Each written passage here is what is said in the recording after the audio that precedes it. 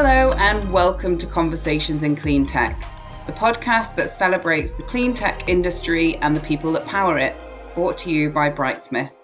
I'm your host, Jenny Gladman, and for this fourth season, I'll be interviewing leaders, forward thinkers, and entrepreneurs from around the world to explore the opportunities, challenges, and rewards of working in clean tech, and more specifically within hydrogen.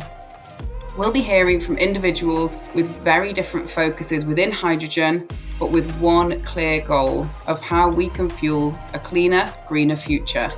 In addition, they'll be offering you some tokens of wisdom to enlighten, engage, and inspire everyone to live their purpose every single day.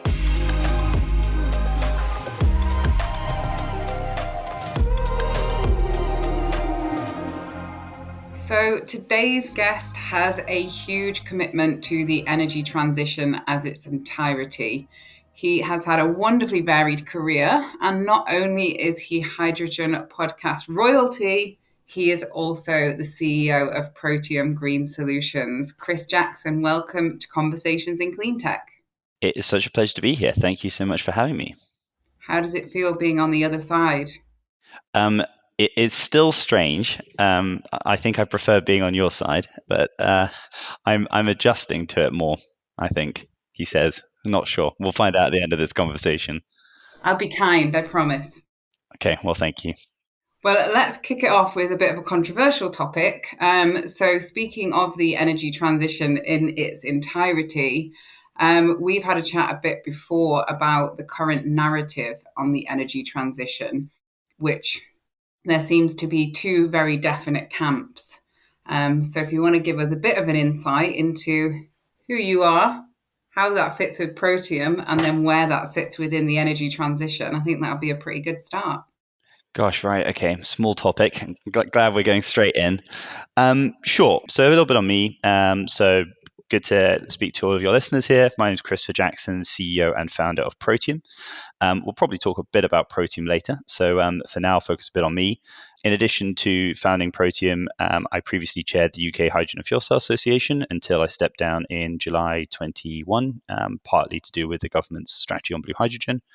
I continue to be the vice chair of Renewable UK's Green Hydrogen Group and sit on various BEIS advisory boards. And as Jenny has kindly mentioned, I am the co-host and founder of, or co-founder, I should say, of the Everything About Hydrogen podcast, which is the oldest pure play hydrogen podcast in the world. Prior to all of this, though, I had a bit more of an unusual background, and an esoteric one, I think, is the polite way of putting it. So for my sins, and I do apologize, they are sins, I started life as an energy and marine insurance broker, although I was actually weirdly working on software implementation around business development. So how do you get people whose new business sheet is a single page of A4 with, in one case, a monkey at the top, which represented 2 million of new income as their new business sheet? And how do you move that for a business where it was turning over, I think, 50 million of revenue each year and 50% was new business? And the team had no idea where it was coming from except for these A4 pieces of paper. How do you take that and digitize it? And so you have to learn how people do business development in energy and shipping. And that was my first job. So move from that, work for the deputy CEO in global strategy for a company called Jardine Lloyd Thompson, and then progress from that into venture capital, working a little bit with the old man. So my old man's one of the oldest venture capital players in the city with a group called Elder Street VCT. They back Sage Group from a million revenue to a 2 billion revenue business. And then moved from that, or tried, I should say, desperately to move from that, and found out no one wanted to hire me. So I did what most people do, and I enrolled for a degree. So I went to a fantastic university that I can't speak highly enough of called SAIS Johns Hopkins, a 2-year master's in energy, economics, finance, and German, with a year in Bologna, Italy, and a year in DC. Spent some time with the Asian Development Bank, a South African tech corporate finance firm, and a oil and gas asset manager in Calgary. Before finishing my degree, after 115 job interviews, I had 2 offers. One was a role with a company called Temporis Developments in the UK, where I was trying to support EV charging development. And working with people like Ian Johnston, who's now CEO of Osprey, people like Mark Henderson, CIO of GridServe, and people like Harry Bond, who's the founder of a boutique investment bank called Longspur. But then eventually went to the World Bank. And at the World Bank, I originally worked on SG7, and what the World Bank held the pen and did the reporting for Sustainable Development Goal 7. And specifically, I was writing the renewable energy chapter with the World Bank for the IEA and for the UN. And I think that was where the hydrogen bug in some ways kind of picked up. I'd written a paper at university with my professor on it. But when you realize how much of the decarbonisation story, 80%, is transport and heat, you realize that actually power, as great as it is actually a very small part of the story. And we haven't focused enough on how do we decarbonize those two critical elements of the energy system. And that took me then into advisory. So I did some advisory work for the Saudi and UAE governments on energy strategy. How do we get them to switch to green solutions, specifically solar and wind, but we were trying to push hydrogen as well. And I kept getting pulled into things like battery electric, floating solar, concentrated solar power, and the theme kept coming back: storage, decarbonization of heat, decarbonization of transport. And that's where I had some good supporters in the bank who let me run around and start calling all these CEOs of these hydrogen and fuel cell companies who wondered why this strange person from DC, from the World Bank, was calling them, and ended up getting the World Bank's first internal funding for green hydrogen in over a decade, and basically built out their green hydrogen work practice. Also ended up advising the IFC colleagues who at the time were just getting up to speed with this, and then co-authored the World Bank's first ever paper, Green Hydrogen in Emerging Markets, and then left that and came to the UK and launched Protium. I mean, that's a background. It's not planned, as you can tell. The best backgrounds aren't planned, but I think it brings us really nicely to that point of founding Protium. And I think something that really differentiates you as a founder is your background. A huge number of the founders, particularly in this space, come from an engineering background. They followed a similar path. They've done a similar thing in a larger corporate and then decide to go it alone, whereas you've really come at it from a different angle and obviously proved your worth in hydrogen in the World Bank. But, you know, what was it that was that really kind of last driving factor that made you think, I'm going to start Protium, and it is going to be exactly what it is now? So, as I said, I actually wrote my first paper on hydrogen in 2015, and actually at the time, in a way that would have shocked people, ITM had the full numbers on their system, so you could see all the efficiency, the capex price, the opex, and everything, and you could actually take that from the website. And people in the UK were talking about the fact that £100 million a year of power was being curtailed, basically. And so there was, even then, this big conversation around how do you use all of this excess solar and wind, and how can you decarbonize heat and transport. So, the seed of hydrogen kind of had started there. And my professor, Marco Dell'Aquila, who ended up becoming my chief investment officer and partner in Protium, was the one who pointed out he'd not seen anyone write on hydrogen. And we stayed as friends and he stayed as a mentor. And as I went through this sort of fairly esoteric series of steps, including the World Bank, I started having conversations with a number of his other students. And by the way, Marco sits in this weird spider's web where he seems to be tied to a lot of different hydrogen royalties. So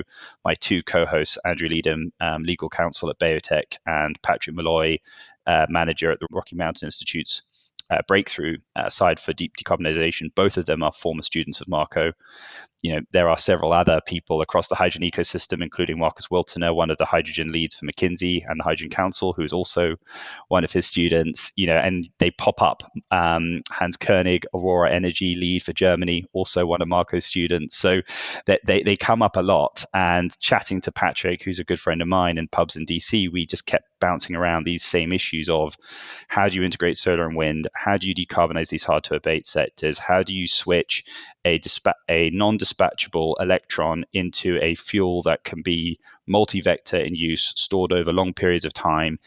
And I think what we realized, and this is probably where Protium started to come together reasonably fast, the technologies to get to net zero are here today. 80-90% of the way to net zero technologies already exist. The issue is around commercialization and business models. And I'm not an engineer, you're right.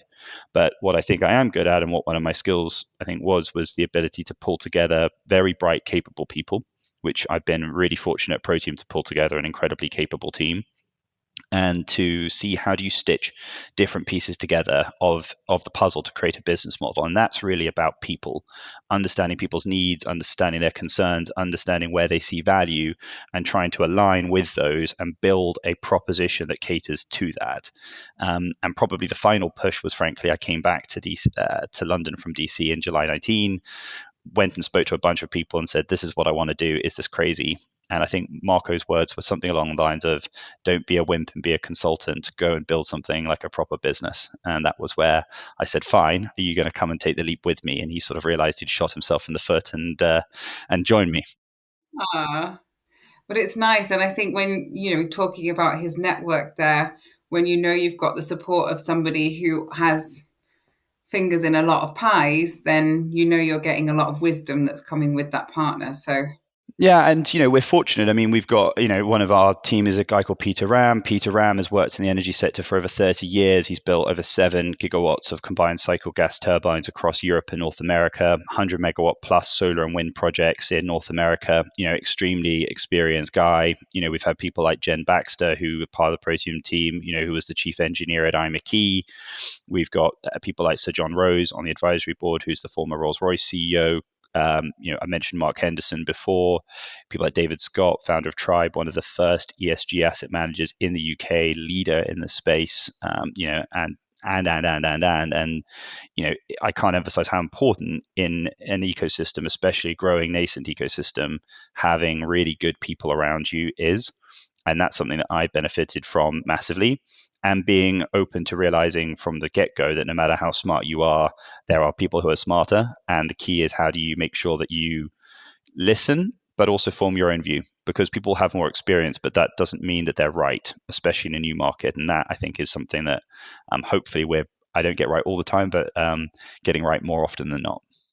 Yeah, and I think that brings us kind of back to something I said at the start around the narrative around the energy transition. And there's a lot of very intelligent people that are basing the narrative around the energy transition on some very cold, hard facts and actually not looking at the people element. So sort of combining those things there where you're talking about the people and the problem. How does Protium kind of align itself to the more people-focused narrative on the energy transition? Sure. So there's a few different ways of coming at this, and I've been wondering the best way to put it. I think what's important to remember is we're talking about an energy system. And a system is not just an engineering thing. It's a system of people and relationships, and it's how people interact together. And one of the things that I particularly love, so I'm a big fan of behavioral economics. And one of the things that I love about behavioral economics, and if you read about Richard Thaler, who founded it, was that, he came into a space where everyone said, well, we have to assume that people are rational. And if we assume people are rational and they behave this way, then this is how the system should look. And that was where all the models were derived from. And that's what everyone forecast based on. And of course, well, what happened? Well, predictably, massive things blew up, went wrong, and everyone went, oh my God, why didn't we see that? Why didn't we understand that? And Thaler's big innovation was to say, because you're forgetting people. People don't behave rationally, or at least they don't follow a rationality in the same way that you are treating it within the model. And if you don't understand motivations of people and how people think about priorities, values, resources, you can't possibly start to build systems, and you can't possibly think about changing systems. And I think we need that same sense of revolution within the way we think about energy. There are a lot of people who are, and I think unfortunately are slightly older in the sector, who come from the old power generation sector predominantly, which was always around a very specific component of system efficiency, which is thermodynamic efficiency. If you work on a gas power plant or a coal-fired power plant, everything is that extra 1% of efficiency. Every 1% or 2% of thermodynamic efficiency, that is critical. And that mindset pervades through that the only thing that matters is thermodynamic efficiency. But the minute you look at the real world, you realize that no one is making energy-based decisions on thermodynamic efficiency. The most obvious one is that battery electric vehicles, one of the most popular models, are the SUVs.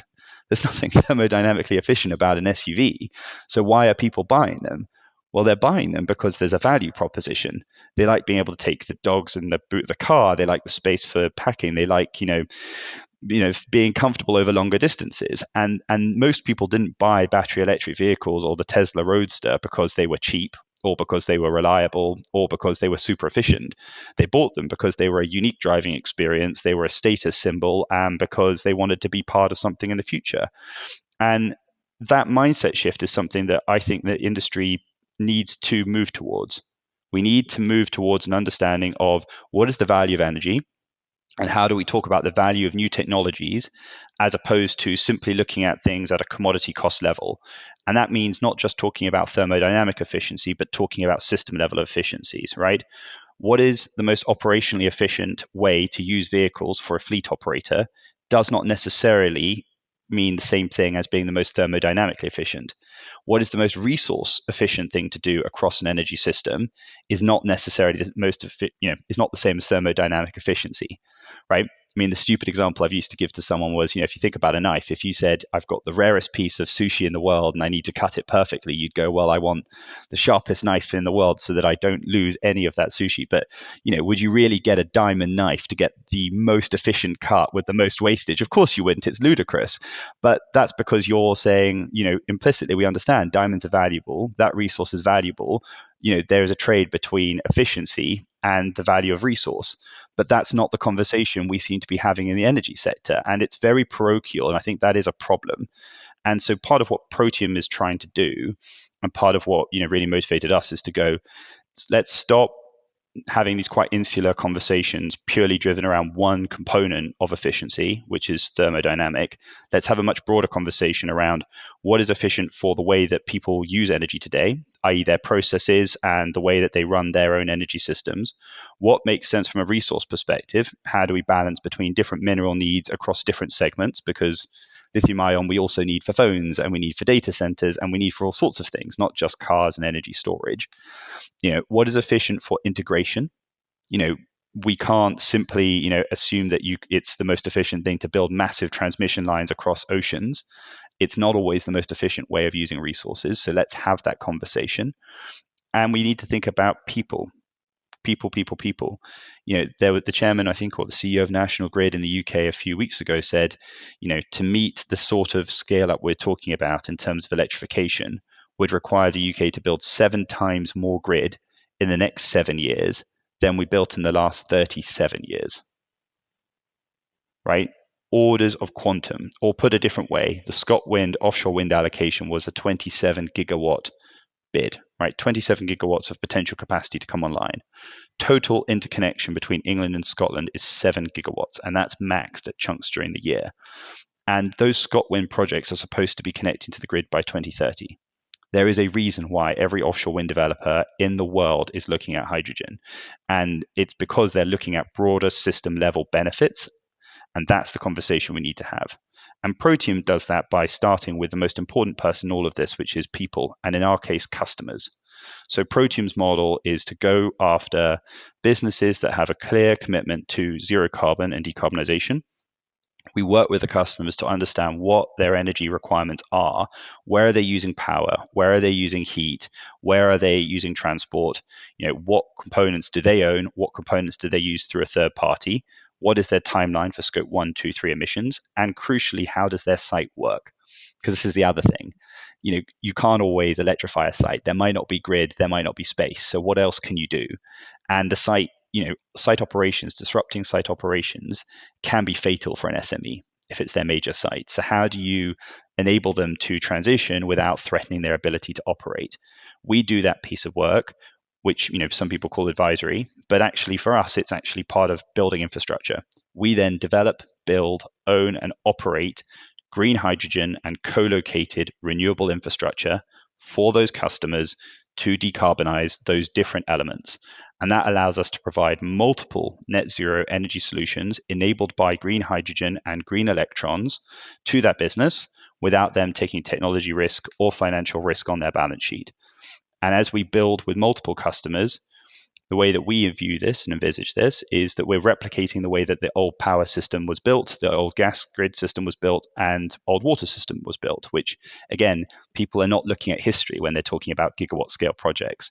History tells us that systems are built by finding an anchor customer with a need, building infrastructure for that customer, incrementally adding demand from that initial setup of infrastructure so that that anchor project becomes a multi-offtake hub. And as you build multiple projects across a region, you suddenly see these hubs starting to connect into local networks, regional networks, and the grid. And anyone who reads history has seen this before. It's tried and tested. And only through this approach, we believe, will we as a society be able to actually decarbonize at the pace that we need to. And maybe this is the final thing I'll say. This is the fastest economic and energy sector transition in known economic history. We have 27 years to perform something that has never been done before.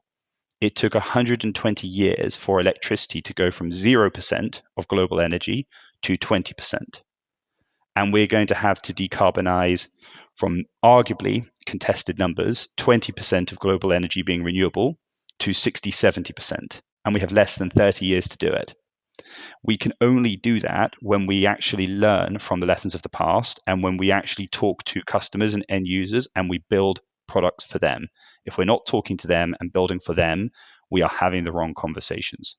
And speaking of customers, I think it's really helpful for our listeners to hear a real world example. And actually, when I was listening to your podcast, I heard you talking through the Budweiser example. And I think it's, first of all, it's an area people probably wouldn't think of when they're thinking of the energy transition, but a huge possible area of making a massive impact. But can you give a quick rundown on what that looked like and why that aligned and why their commitment to decarbonisation meant that this was possible? Sure, absolutely. So thank you for teaming up. So Protium is working with Budweiser UK and Ireland to decarbonise their brewery in Magor, South Wales. The Magor brewery is the UK's largest brewery. It produces just over 1 billion pints of beer a year, which for people who don't know what pints are, it's a lot of beer. It's roughly 8 million people's worth of beer a year, to give you some frame of reference. It's a really interesting project for several reasons, and I want to start a little bit with the customer. So, Budweiser is one of the largest multinational corporates in the world. An enormous balance sheet, has raised the largest ever green bond in history, over $8 billion, significant cash flows from operations, and a very clear sustainability set of objectives and goals, and indeed has set itself a target to be net zero emissions from its breweries in the UK, all breweries in the UK by 2026. So really ambitious and very client-driven and very brand-driven, right? Their consumers are people who want to buy beer as part of a lifestyle or various other carbonated beverages. And so being part of that lifestyle that people want and part of that brand is really important for them. People would say, well, why don't they do all of this themselves? Budweiser has 255 breweries globally to decarbonize. It is a massive undertaking that these corporates do. And I think it's hard for people to understand how much they are already doing and how much they work on, but they still need partners to come and support them. That they signed a 100 megawatt solar PPA with Lightsource many years ago, largest corporate PPA in the UK history at that time. And that galvanized a lot of the market. Budweiser has used fuel cell vehicles in China, in the US, in Europe, and we're hoping to get them to use them in the UK as well. And again, that makes them the most diversified user of hydrogen vehicles in the world for mobility applications for industry. So all of this comes together brilliantly in the Magor project, where we're looking to build solar and wind near to the brewery, over 20 megawatts of renewables located near the brewery. We will be connecting those renewables to a hydrogen production facility adjacent to the brewery. We will be using a PEM electrolysis solution provided by Siemens Energy that will be helping us to then provide 3 different products to the brewery. We will be decarbonizing some of their bottling on site using electricity and supporting other solutions to electrify certain components of heat or efficiency at the brewery. We will be using hydrogen for the boilers to complement other forms of net zero energy that they want to bring in on the brewery site. And we will be using hydrogen for heavy good vehicles that they operate from the brewery along the M4 and along other routes. and decarbonising the forklifts as well that operate on the site. So working in tandem with Budweiser, this is the largest green hydrogen integrated project in South Wales that is currently going through the development of national significance process in South Wales with the Welsh Government. And we think it's a really good flagship story of how industries can work together to bring these technologies from well-established partners into a commercial structure that enables a company to meet its net zero goals, that enables the area to benefit from local jobs and some really quite tangible benefits for things like you've got 44-ton heavy good vehicle diesel trucks running day and night for operations. If you can replace them with quiet zero emission fuel cell electric solutions, and actually you can also be filtering out some of the NOx and other pollutants using the air filters on the vehicles, that is a fantastic story. And by having hydrogen for mobility, we also allow people like Monmouthshire Council, that is looking at fuel cell electric alongside battery electric to decarbonize its fleet, but can't justify that initial investment. We're helping to find ways that other potential users in that community can benefit. And again, it's a way of how Budweiser's actions enable and support a broader ecosystem to come together, and how businesses like Protium are helping them and helping the ecosystem to evolve. A final piece, if I may, that I think is quite unique, because it comes back to something before. The solar and the wind is going to be behind the meter. And I think this is important because what people forget is not that we shouldn't have solar and wind on the grid. We should. It's really important. But as anyone who does development will tell you, as opposed to anyone who writes consulting reports, getting on the grid's really hard. There are a lot of challenges with the grid right now. And actually, what we need to do is recognize that where we have solar and wind that can be built and that can be delivering immediate, tangible decarbonisation benefits today and over the next 5 to 10 years, the priority should be on how do we build and find ways to integrate that into the system, even where there are limitations of getting it onto the power grid. And I think green hydrogen here plays an enormous role in enabling and unlocking that. And I think that we need to be more open and cognizant of that value. I mean, it's a fantastic story, but I think one that actually brings it home to people of how many moving parts that you actually manage. And for those people that didn't know about Protium before, I think that shows that there needs to be more focus on the absolute entirety rather than companies just looking at one piece or another. And something that you also touched on there was the development of green hydrogen at the same time as wind and solar. And I think most people in this sector would know that the timelines on those look really quite different. And often those things happen from different organizations who then struggle to balance the timeline. So that the fact that you're doing that overarching piece means that I'm assuming it makes it slightly easier to manage what the timelines look like and make it all join together.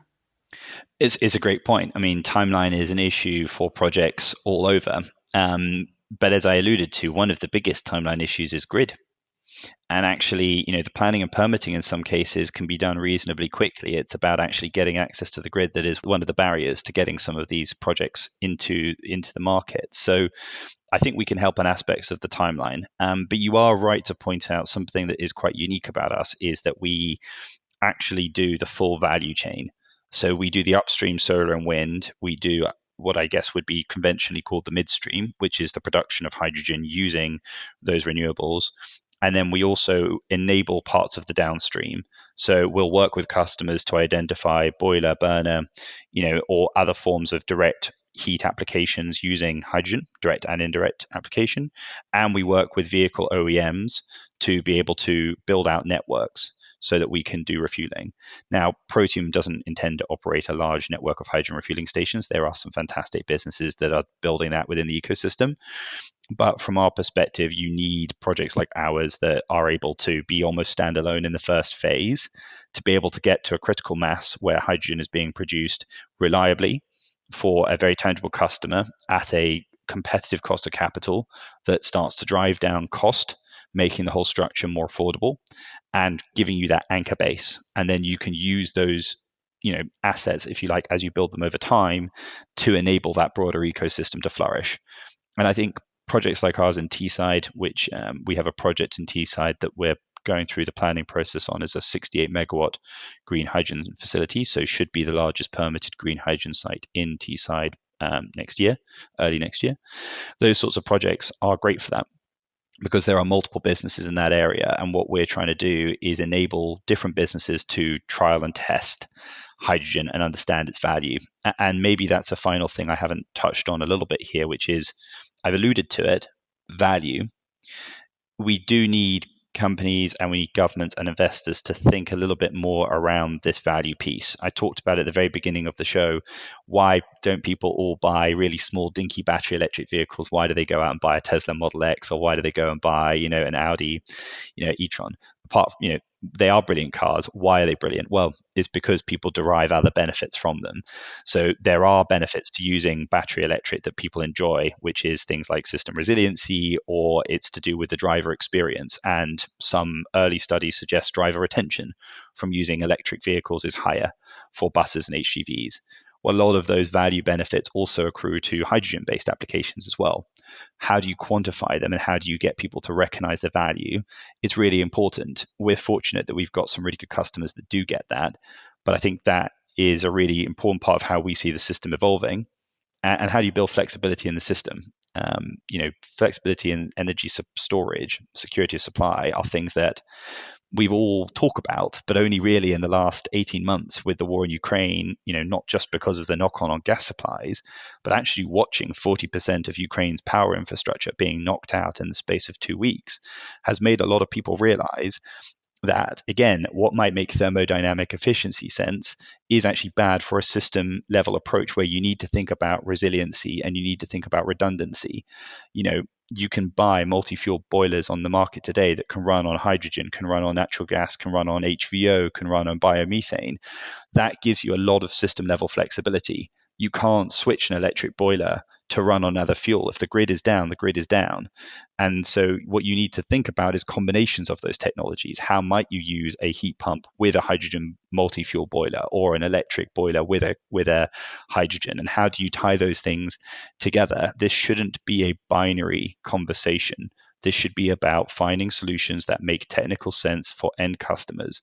And if we pillarize and, frankly, shout at people for doing things that make technological sense for them, I don't know how people can say that they are actually committed to net zero, or that they really have any sense of what the energy transition requires. And I think actually something that you mentioned when we were speaking ahead of this podcast brings together a whole bunch of those points. The one actually being that it probably wasn't the best for net zero, but looking at human behavior, looking at value versus price, and looking at history was where we discussed the horse and cart to the car. It wasn't cheaper. It actually, in hindsight, wasn't better for the world. But people's deciding factors certainly didn't come down to thermodynamics. They certainly came down to value or perceived value.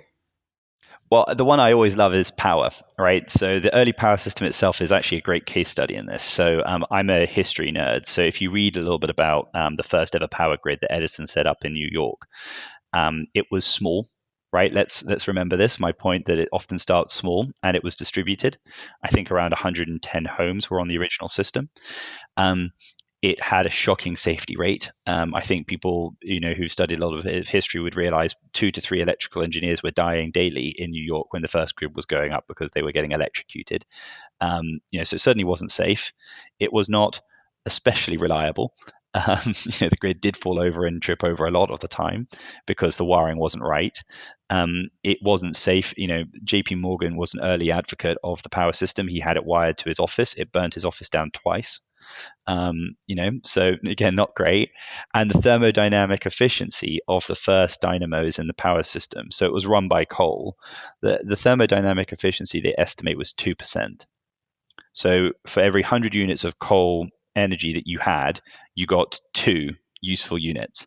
But that was only after you'd got the coal to the power plant. So by the time you'd mined it, got it to the power plant and put it in the power plant, your net energy balance was negative. And actually, it was funny. I was chatting to someone who worked in the early offshore wind industry, and they were laughing to me, saying that in the early offshore wind days, people also were saying, this isn't very efficient. Why on earth are we building wind turbines? This doesn't make any sense. They only run 20, 30% of the time. That's not a very good use of resources. So, we have these arguments. They come in cycles and waves, and people make the same points each time. And history has consistently shown that that's not really, that they're red herrings. The bit that really matters that history has shown us is where you can demonstrate a tangible use case and application to customers, then people will adapt and take them on. And I think a great example in the hydrogen industry today that is unquestionable is fuel cell forklifts in warehousing.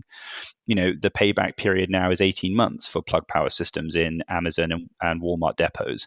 And it's now, I think, over a third of Walmart and over a third of Amazon depots use them. These are not stupid companies, and some of them have actually replaced battery electric for fuel cell electric. And most often they're replacing diesel and LPG, which is great. But the fact is they are winning on a value proposition based case, which is that they are simply a better product than what was there before. That is what we should always be striving to talk about. How do we build better energy products that deliver better energy services to customers? And if we can do that, back to your point around people at the moment are being sold the story that the energy transition is simply one of paying more, because they're only looking at the commodity cost.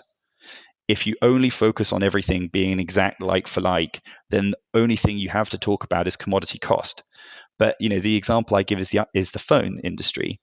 If I just talked about the commodity cost between a Nokia 3310 and an iPhone 10, you'd go, well, this is ridiculous. Why on earth would I pay £10 more for something that can make a phone call and send a text when I can pay a tenth less and have longer battery? But no one would do that. That's just stupid. You'd go, well, look at all the different things I can do with this iPhone. The iPhone fundamentally changes the way that I operate. And actually, the iPhone is not really a phone. It's actually a mini computer. And a mini computer is much greater than a 3210. We know this, but we somehow forget to carry this very basic intuitive point into the energy industry and go, if I can take my house off grid using a battery electric car, surely that is a huge value proposition compared to a petrol car. So why am I comparing a petrol car to a battery car? It's not the same thing. It's not the same value. Sure, the commodity cost I can compare, but the value is very different. That is the mindset shift we have got to get into if we're going to not only enable the energy transition, but sell it and bring people on the journey. Because back to my point, we have 28 years to do this. If we don't talk about people, we don't explain value, and we don't focus on solutions that make things better for people, even if they have a higher commodity cost, but they have a better value proposition, we're going to get nowhere. And thinking about people and bringing people on this journey, actually, something that ties back to my business very much is around increasing the number of people working in this space. It's an exponentially growing sector. Therefore, we can't rely on the expertise within it now. We need to bring people from other industries or other parts of the energy sector into these organizations that are driving the energy transition. And you kind of touched on that there with your Teesside operation of working in that wider ecosystem. And something that always stands out to me is A, the enthusiasm, but also B, the companies supporting each other. So actually speaking highly of your competitors and welcoming that kind of interaction with organizations who might be purely offshore wind or purely solar or, the EV companies. It sounds, just listening to you speak, you clearly have these relationships in all of those parts, but it seems like that's something that you hold kind of as a very high value yourself personally, but also within Protium. So for those people who are outside looking in at the moment, kind of what would be your message to them on not just getting behind the energy transition as a customer or consumer, but also joining this sector? Well, thank you for teeing me up. What I would say is that this sector needs talent, and I mean talent in every single sense. And I will speak to Protium. We are constantly hiring. We really need talented project managers. We need passionate engineers. We need people who are commercially minded, who know how to go out and negotiate contracts. We need people who understand land and how to go through negotiation. And so does the sector. there is an incredible shortage of talent across this space. And regardless of whether you're an EV charging company, a heat pump company, a wind company, a green hydrogen company, there is a little bit of a national call to arms at this point. And Siemens Energy launched a paper called A National Endeavour in September in Parliament, where they were saying that this will require a wartime level mobilization to hit the 2035 net zero power target that the government had set. Not even 2050 net zero, but Steve Scrimshaw, their CEO, was for the UK was very public. We will require a national level effort across every single part of the value chain, working from companies that are building projects to engineering companies that are designing and then constructing the projects, to the supply chain that's building out the equipment, to the regulators, to safety, to planning, to legal, to banking. There is a huge opportunity here. And a gentleman called Jigar Shah, who's a famous US investor, one of the founders of a company called Generate Capital, now works with the US DOE, famously wrote a book saying the energy transition is the largest economic opportunity in economic history for people. More investment is going to have to be poured into the sector than we have ever seen in any sector in history in a time frame that is unparalleled if we are serious about net zero.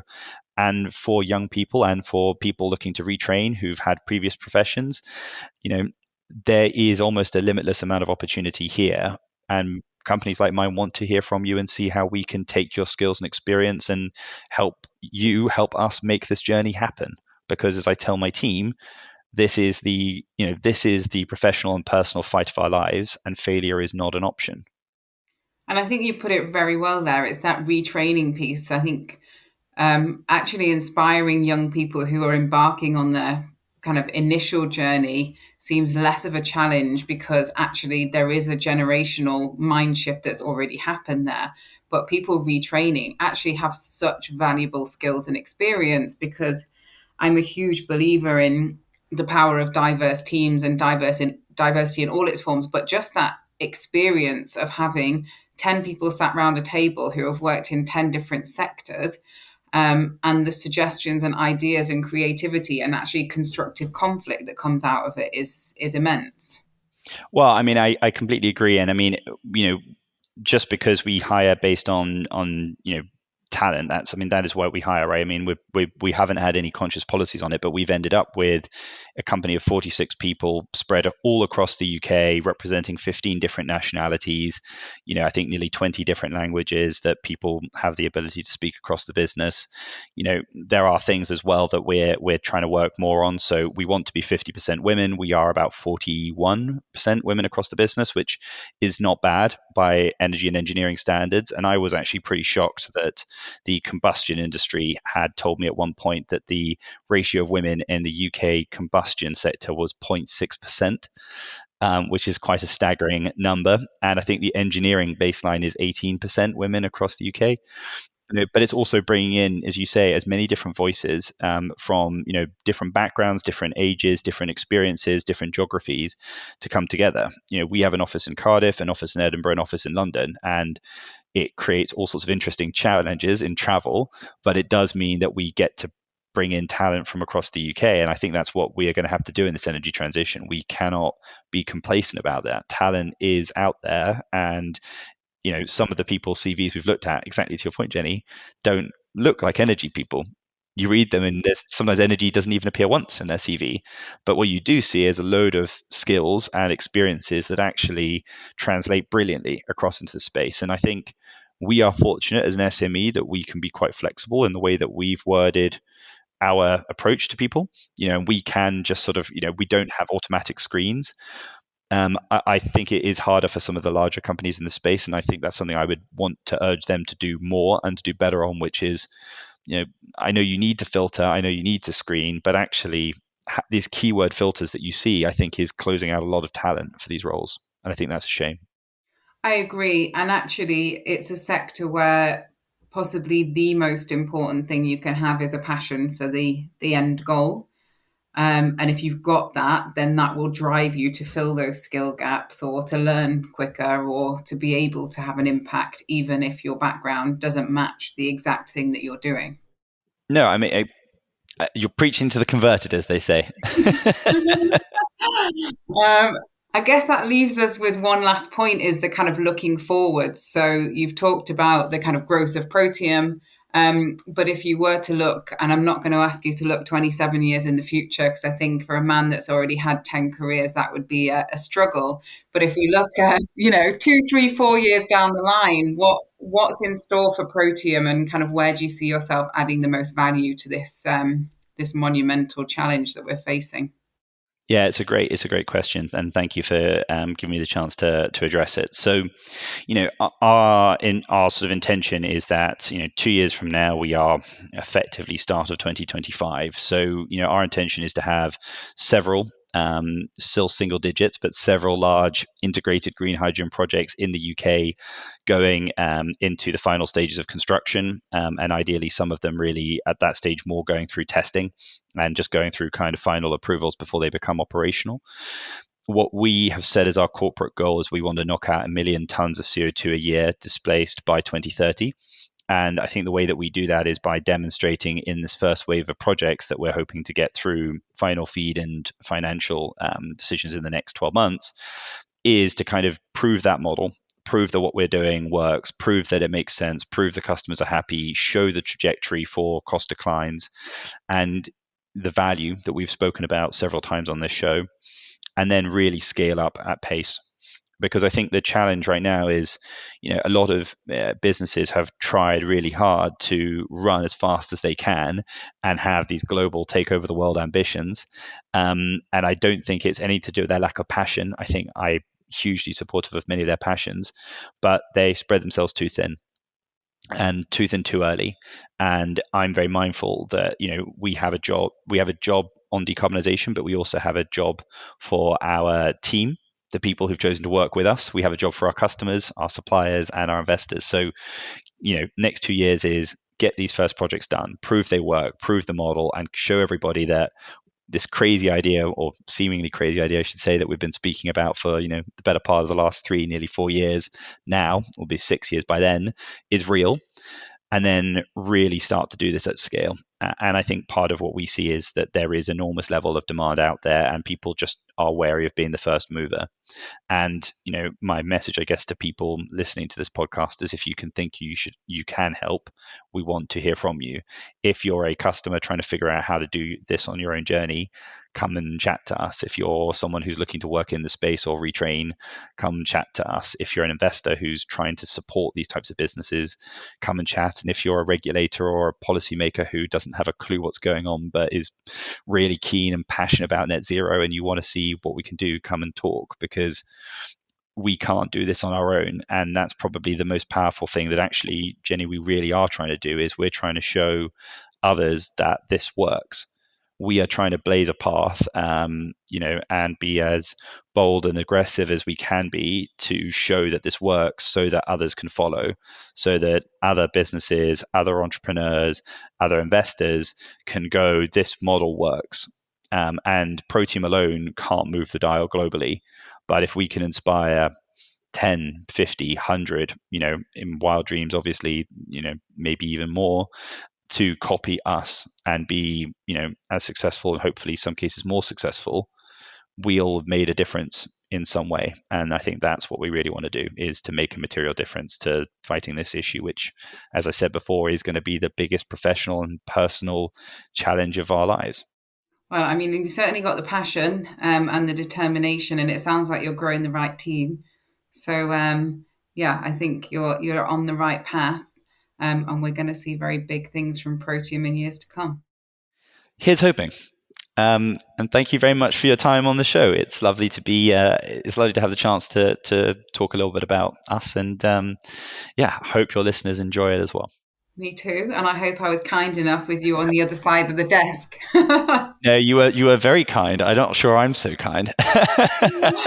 Excellent. Well, thank you for joining us, Chris. And to our listeners, listen to what Chris said there. If you think you can help, get in touch with him. He's hopefully going to be a very busy man getting all of this contact. And stay tuned and follow his journey, and certainly listen to his podcast, because he's the original.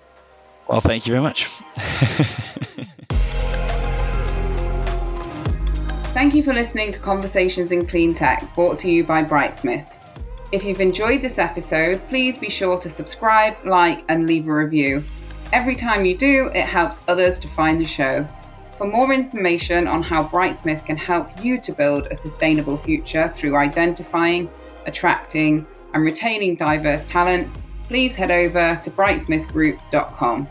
Join us next time for more Conversations in Cleantech.